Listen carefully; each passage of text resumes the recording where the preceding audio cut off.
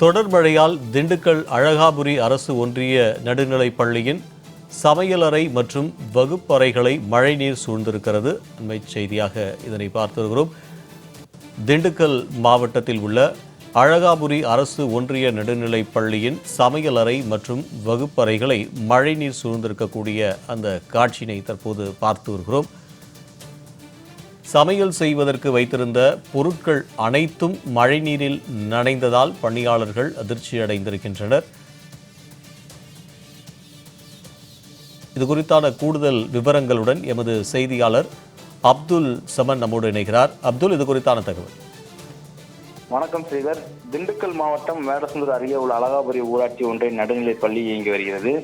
இந்த பள்ளியில் 1 முதல் 5ஆம் வகுப்பு வரை 70 மாணவர்களும் 6 முதல் 8ஆம் வகுப்பு வரை 36 மாணவர்களும் படித்து வருகின்றனர். இந்த நிலையில் தற்போது பருவமழை காலம் தொடங்கியுள்ளதால் அதிக அளவில் மழை பெய்து வருகிறது.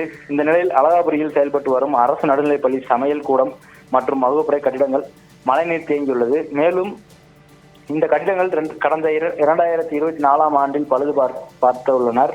இந்த நிலையில் பள்ளியின் மேற்கூரைகள் மிகவும் சேதமடைந்து மழைநீர் கசிந்தும் சமையல் கூடம் மற்றும் வகுப்பறை கட்டிடங்களில் தண்ணீர் தேங்கியும் உள்ளது.